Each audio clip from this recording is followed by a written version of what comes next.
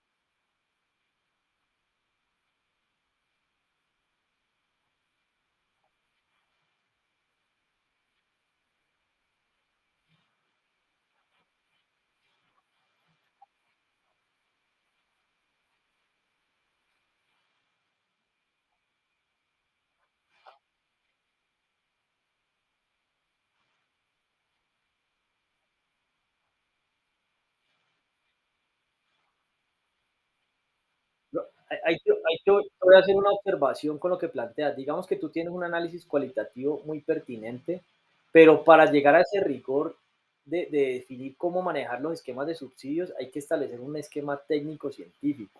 Y digamos que ahí es donde está el conocimiento de lo que hay que armar equipos, porque por ejemplo, José te lanzas, pero José está respaldado por unos académicos de alguna universidad o los que lo queremos convencer. Entonces, todo lo que tú opinas, siempre hay como detrás tuyo personas que te ayudan a orientar y al final te vuelves como un vocero y eso creo que es lo que hay que complementar porque posiblemente los académicos no se quieran meter al fuego, a confrontar personas y todo esto. Pero mira que eso es importante porque eso sí es un problema que hay. Y aquí el asunto es que el negocio de los políticos es ese. Convencen a alguna gente, vale, va a dar ese subsidio, hasta lo dan, y a ellos les importa un culo porque con eso siguen metiéndose en la rosca y cogiendo gente y enredando, pero esa bomba se va a explotar. Y eso es un tema que está en la campaña de Petro. Por ejemplo, él va a darle 500.000 pesos o medio salario mínimo a las personas que nunca cotizaron.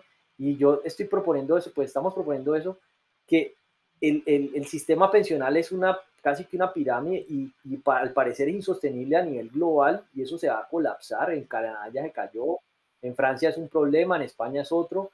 Y este man va a acrecentar esa burbuja, pero al man le importa un culo porque el man ganó con esa propuesta, porque mucha gente le dice, vea, le vamos a dar medio salario mínimo y pues todos los adultos mayores van a votar por Petro y seguramente por eso le ganó a Rodolfo Hernández.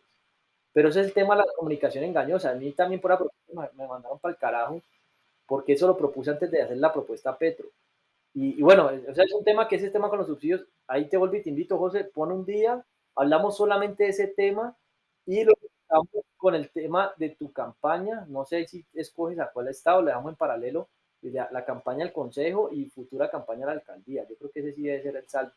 Pero para que entiendas, digamos, que no es suficiente dar una opinión, y eso es lo que le puede pasar a Petro, que cuando opinaba en el Congreso y toda esta vaina, de manera buena y todo, pero lanzarse a la presidencia es complejo. Yo le decía hasta en el grupo de Rodolfo Hernández que si maneja una ciudad y tenía esto, en Colombia hay con 1.122 municipios, multiplique la complejidad por 1.000, tiene que estar pendiente de 1.000. Y eso es así, o sea, el tema del presidente es un reto como tal, pero yo planteaba que el reto, muchas veces el reto de un tomador de decisiones sociales es más bien de un problema de manejo de datos y información, pues que de alguna manera lo ven que es buen estadista, pero en tema, al general es de manejo de volúmenes de información para entender, bueno, vamos a hacer estos sistemas para armar planes de gobierno, planes de desarrollo, pero al final lo que les digo, la clave, y eso pues eso ya está más inventado, y Fajardo sí era como incisivo en eso, eh, es la educación, o sea, eso sí es el asunto, y eso se puede flexibilizar, o sea, uno podría perfectamente estudiar cursos del SENA y de Universidad del Tiempo, ¿por qué no?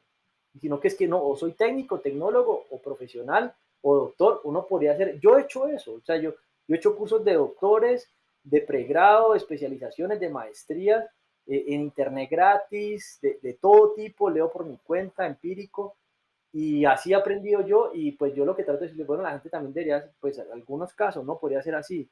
Y eso es parte de la perspectiva de la propuesta de gestión de empleo que tiene que ver con un tema de cómo se maneja el problema del desempleo o de un empleo aspiracional basado en aspectos pedagógicos y educativos, y en eso tenemos que hacer una revolución. Hay unas propuestas y no han querido aceptarlas. Entonces, por ejemplo, hay invitaciones, revisen eso, sobre todo los que van a ser candidatos, porque esa es la bandera con la que ganamos, la corrupción, la educación. Hay un tema, por ejemplo, temas de salud y pensión. Yo ya armé un grupo que llama Sistemas de Salud. Yo nunca me he visto un estado financiero de la EPS, de los hospitales. Yo en eso todavía es un chicharrón que tengo ahí en stand-by, no me atrevo a dar una solución ni nada, porque pues creo que es un sistema complejo de equilibrar, no conozco al final, es como la empresa de seguros y el tema pensional, o sea, son como temas que están en el aire todavía y que sobre eso todavía, digamos, no se puede tener una solución, pues unas propuestas concretas, pero sí está la intención de hacerlo.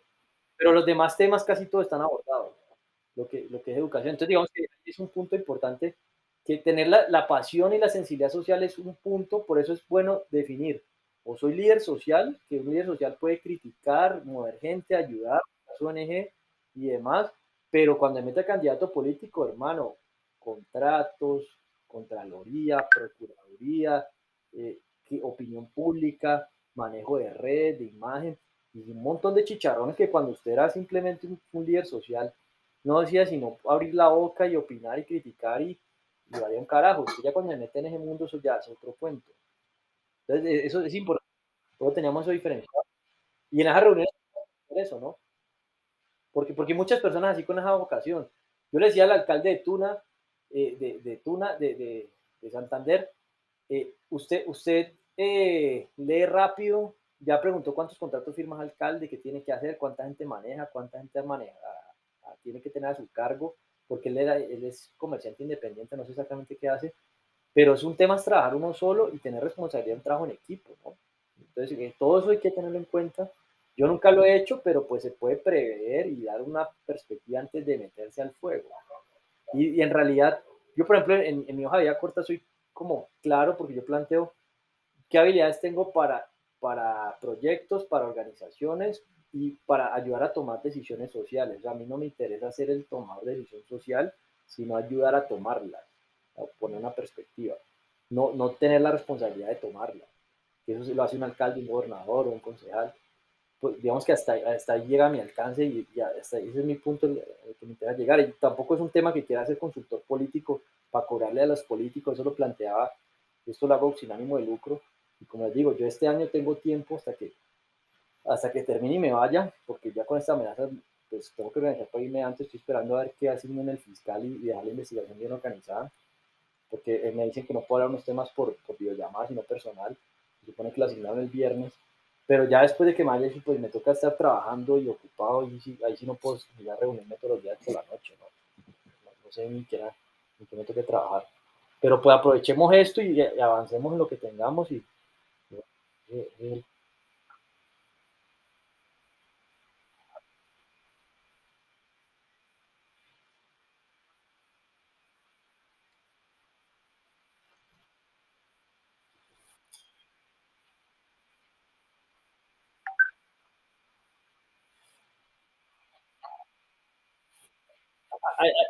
allá hay un tema, José, que eso tiene que ver con un problema que planteamos, que es el reduccionismo científico.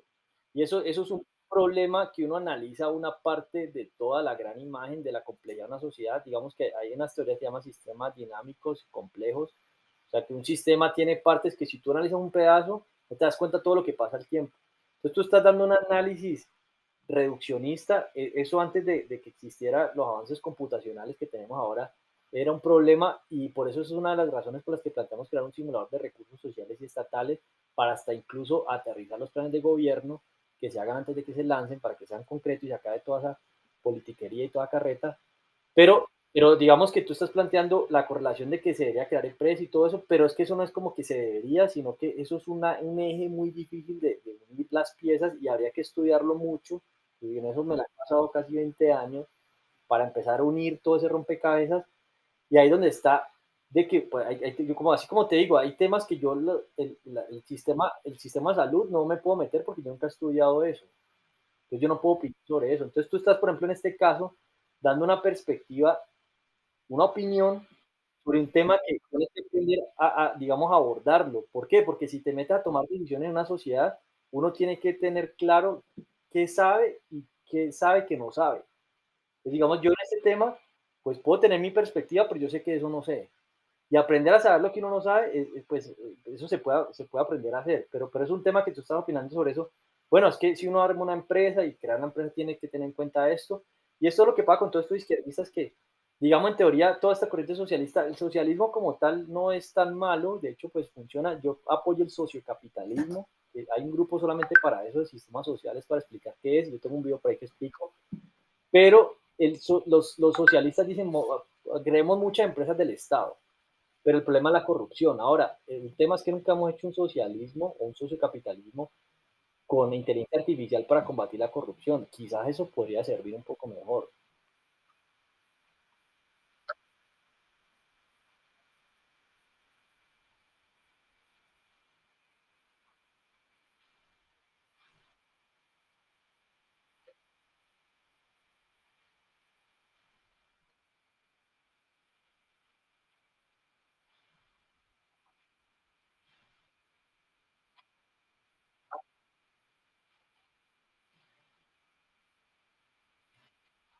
Pero mira, yo te digo este tema porque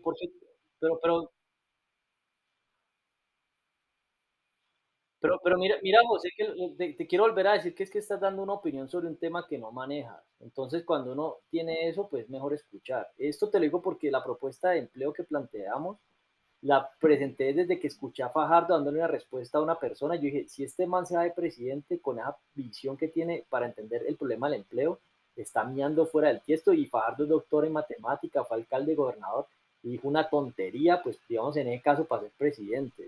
Digamos que eso, dije, este man como ali con la completa estupidez. O sea, te digo es por eso, porque entender, o sea, tú dices, esto debería funcionar así, pero en la práctica tienes que empezar a estudiar más elementos para que eso se dé. Y ese es el tema importante del reduccionismo científico, y por eso hay que armar un curso pedagógico para que se puedan entrar las personas a meterse en temas de tomar decisiones sociales. Al final, pues digamos que ese es el punto. Entonces, te lo digo es porque está empezando a opinar de temas que no dominas, y aquí vamos a hacer una reunión sobre la propuesta de empleo para que podamos explicar eso, cómo funciona y en este caso cómo se correlaciona. Yo sí te invito.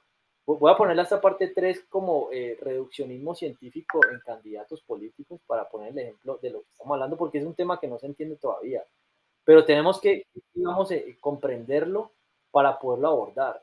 Y eso no es, o sea, eso no es un problema como tal, porque sí, sí,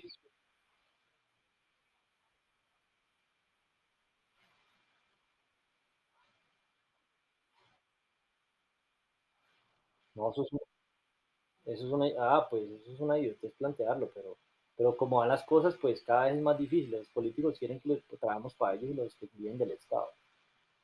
Lo que te, sí,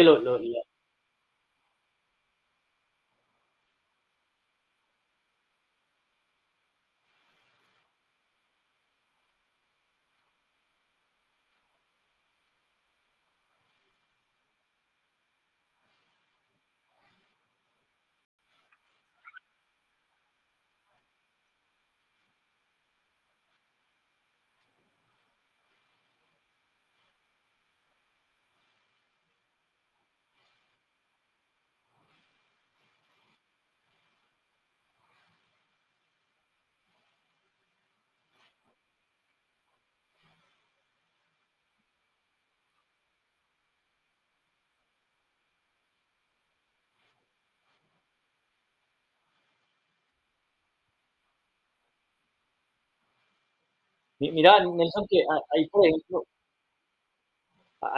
por ejemplo, es importante lo que planteas porque tú eres empresario y José, pues creo que no. Pero entonces tu perspectiva sobre el tema del reto de generar empleo y todo esto, pues tiene una mayor comprensión del problema porque lo has vivido y lo dominas. Pero también a veces los empresarios se meten en política y no sirven para tomar decisiones sociales porque piensan solamente como empresarios. Entonces todo tiene que tener un equilibrio para mí. Y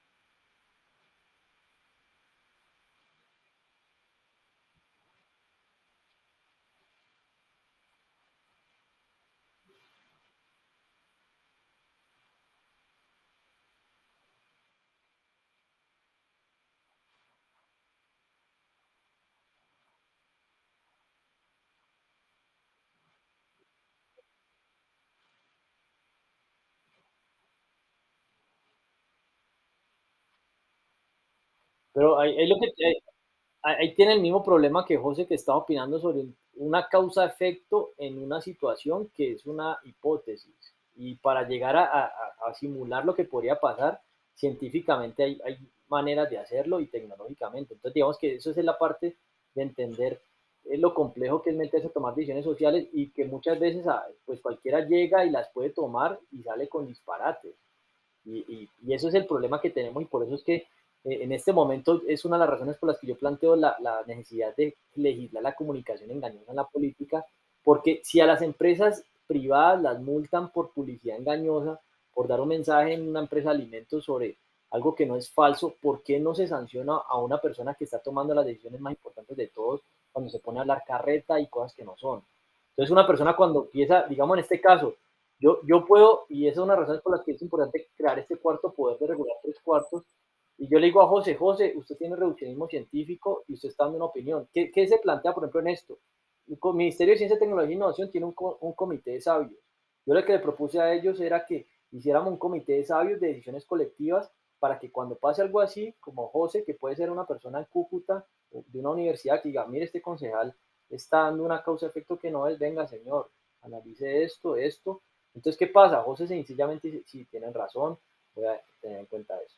O sea, digamos que pues, es una dinámica, entonces se va puliendo esa manera en la que se hacen las cosas, porque salen a decir, o sea, miles de cosas, yo no puedo opinar, esa es la diferencia, pues sí, un tema de la libre expresión, pero si usted va a meter un cargo de responsabilidad colectiva, pues tiene que tener unas bases previas. Pues, lo ideal sería prepararse antes de meterse a ese ruedo, pero yo invito, debería meterse primero los académicos, es más, les digo, los académicos de Colombia y de todo eso, yo les digo que es una uromafia.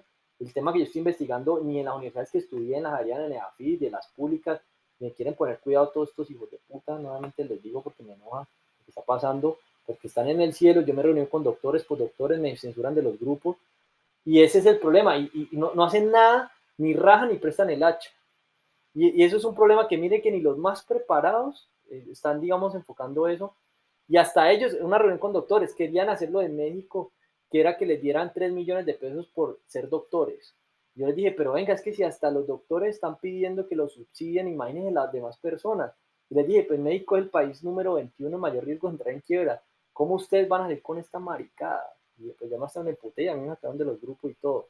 Pero entonces imagínense el problema que hay con el tema de los subsidios. Y hasta esta gente quería.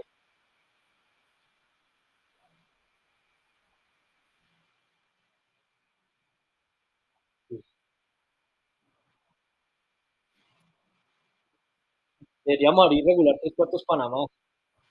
Lo vamos a abrir ahora que está allá.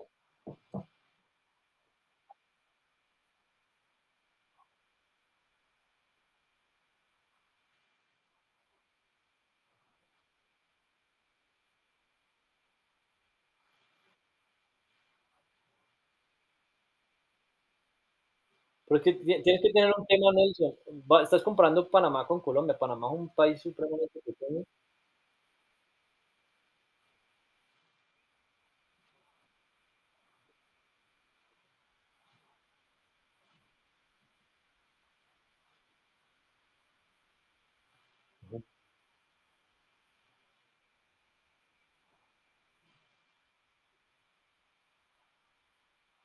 Sí. Ese tema de los subsidios a los economistas, doctores que estudian eso profundamente, pues les doy un ejemplo. En los grupos está el vicepresidente de Asofondo, es doctor en economía, Universidad Gringa y todo, estuvo haciendo inversión en la Reserva Federal. Hicimos un acuerdo en una videollamada, hasta el sol de hoy no ha hecho un culo. Les doy un ejemplo de cómo es la vuelta acá. O sea, el punto es que ese tema de los subsidios a los que estudian eso, que por lo general son los economistas que más profundamente lo estudian, yo estudié economía, no me he graduado, pues porque estoy en este tema, en fin. El asunto es que eso hay que hacerlo con lupa y hay que evaluar caso por caso, pero eso está mal diseñado para mí, en general. Lo que pasa es que hasta el momento las burbujas no han explotado y pues los estados ya están llegando a unos niveles de deuda que pues en teoría son insostenibles y esta pandemia los disparó. Hay que hacer algo sobre todos esos malos diseños subsidiarios, porque es que el mundo de la política era así, o sea, te montabas, prometías maricadas, ganabas, robabas y así se hacía rico y así ha sido, pero ya en este momento,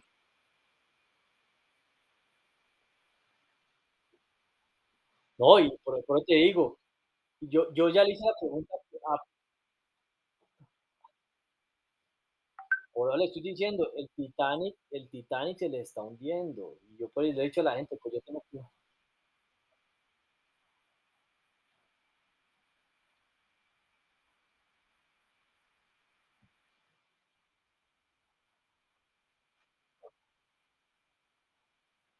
pero es que tengan en cuenta cosas, es que la necesidad tiene cara de perro, y es que llegar a una vejez sin tener, nada, ninguna expectativa es duro, y pues, por eso no es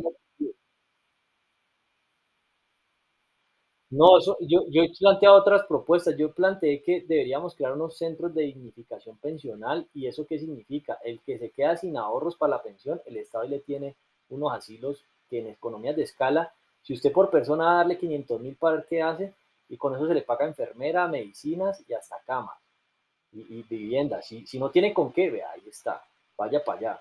Eso es lo que yo diría que debería hacerse y esa fue la propuesta que hicimos, que se evaluara para que le hiciéramos financieramente viable cuántos centros de dignificación pensional se pueden hacer con 18 billones de pesos y se pueden hacer 32 en las capitales, los de los municipios, vea, el centro de dignificación pensional vaya para la capital y allá envejezca. Y allá no, pero es que, pues, Nelson, ponte a analizar una cosa, ¿qué es mejor? Si usted está en la calle, no tiene con qué mantener, ¿para qué le sirven 500.000 si hasta se los puede? Ahí van a haber un montón de personas que corrompen o que los dan al hijo para que fume marihuana, perdón, al nieto, o se los cogen en la casa. 500.000 pesos no alcanza para un carajo. Pero el tema es que a usted quedó sin pensión, vaya que el Estado ya lo va a envejecer. Ahora, hay tiene que tener en cuenta otro problema del sistema pensional, que la esperanza de vida cada vez aumenta más y ahorita hay temas de ciencia y tecnología que, por ejemplo, Google y el fundador de Amazon tienen dos empresas que están tratando de que los humanos vivamos 500 años. Entonces, ¿cuándo nos vamos a pensionar? Si a los 65 podemos estar al 10% de la vida y que nos vamos a pensionar a los 65. Y eso se supone que al 2050 es algo que ya está. Lo que pasa es que la gente aquí no tiene ni idea de lo que está pasando en el mundo. Pero digo, Colombia está atrasadísima, atrasadísima. Y en eso va el resto del mundo.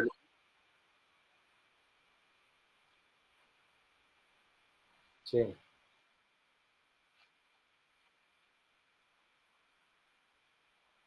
sí.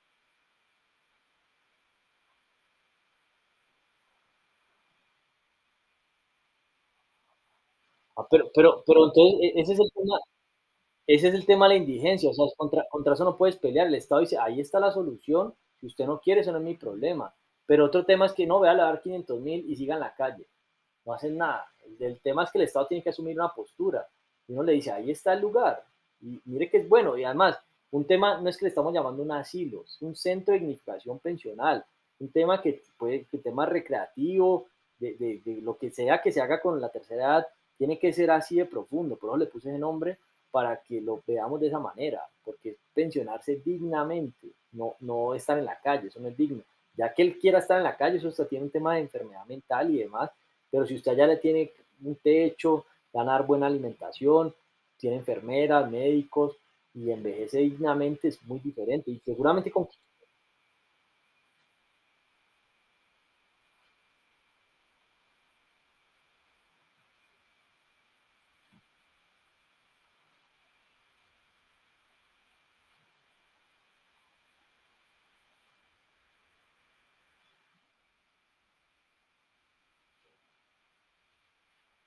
es que ese es el tema de la corrupción y ese es el problema.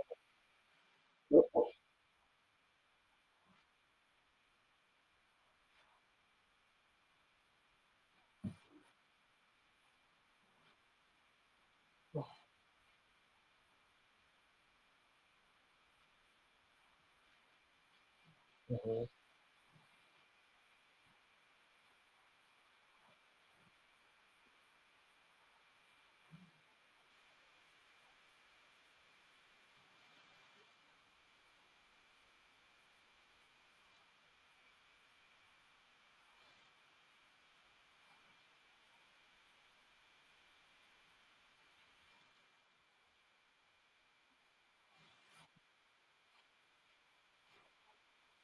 Eso es un tema complejo, pero eso es una ecuación que yo les planteo, que el sociocapitalismo, por dar un ejemplo acá con la mafia de los políticos, los banqueros, si un Estado gasta lo menor posible en gastos de administración, Por ejemplo, en Petro dice que van a gastar 2.9 billones de pesos en gastos de funcionamiento, eso es burocracia de mierda. O sea, teniendo tanta tecnología, deberíamos bajar todos esos puestos. En Colombia trabajan 1.300.000 personas viven del Estado y yo no sé si eso incluye contratistas o si son solamente los contratos directos. No tengo ni idea y no han querido responder a esa pregunta estos hijos de puta. Entonces, ¿el asunto cuál es? Si el Estado fuese menos costoso manejarlo, que con inteligencia artificial se puede, y los subsidios o los incentivos llegan y están bien diseñados y bien administrados, eso en teoría funciona un buen sistema de salud, un buen sistema de educación, pues la educación es lo más importante, bueno, todo importante, pero es muy importante, y la vejez se puede hasta pagar estos esquemas de pensión, no dando el dinero directamente, porque hasta con el CISBEN se ven casos de corrupción, que la gente dice que no le sale el CISBEN para no tener que pagar la EPS y pues el sistema del CISBEN no es ni tan malo después de todo. Y yo les doy un ejemplo, en mi familia me he internado 6 veces en clínicas de reposo, en clínicas psiquiátricas, por todo este tema del activismo que hago cuando da miedo que me metan problemas, pues ya que ya está, tuve amenazas. Pero bueno, allá hay muchas personas que el CISBEN les paga la clínica y esa clínica es del Vaticano y por ejemplo un tratamiento de adicción, porque para ir un programa para adicción puede costar 20 millones de pesos y eso lo paga el Estado para sacar adictos y tenemos que sacar 20 millones por persona a veces para que metan el programa 3 meses. Son 20 palos. O sea, que una persona que no tiene, que tiene CISBEN y se los paga el CISBEN. Entonces, imagínense, ese es el problema del sistema de salud que es muy complejo de manejar y ahí se presenta mucha corrupción. Ahí en eso se salió, pero bueno, es un tema que todo esto es un rompecabezas difícil de armar, pues yo llevo mucho tiempo tratando de irlo armando y piezas que están desbaratadas, que pues la idea es que las podamos unir entre todos. Y bueno, no sé, José, si tiene algo más que hablar, pero ese tema sí es importante que hablemos de ese tema del reduccionismo científico, porque eso es clave para poder meterse a tomar decisiones sociales y no solamente opinar sobre lo que debería hacer, sino cómo se debería hacer. Son dos cosas también claves, ¿no? Quisiera decir algo, Hernando, antes de cerrar, si ya son las 11:18.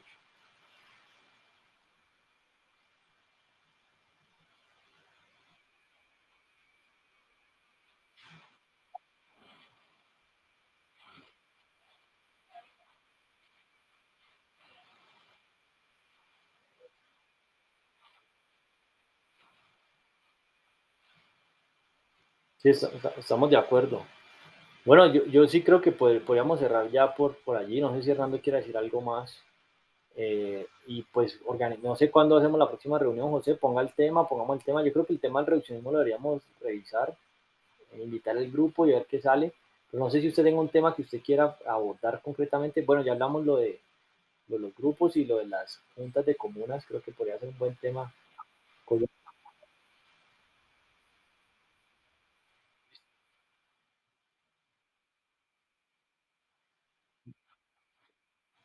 No, hágale, José, que yo les digo, la verdad, yo siento confianza que si los candidatos se vuelven disciplinados con lo que proponemos, revisan bien, analizan, preguntan y todo, la probabilidad de que pierdan es muy baja y tampoco van a gastar una millonada ni a tener que venderle el alma al diablo a que les patrocinen campañas para que tengan que pagar con contratos. Pues,